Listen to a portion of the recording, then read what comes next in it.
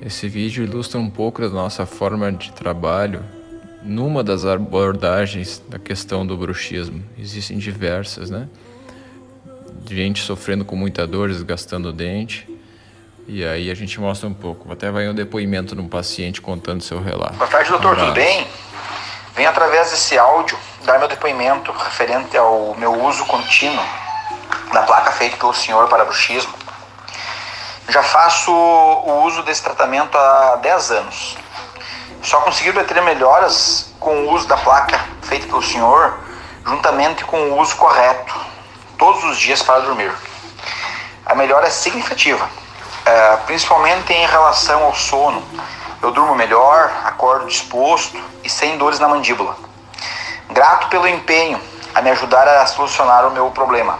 Abraço!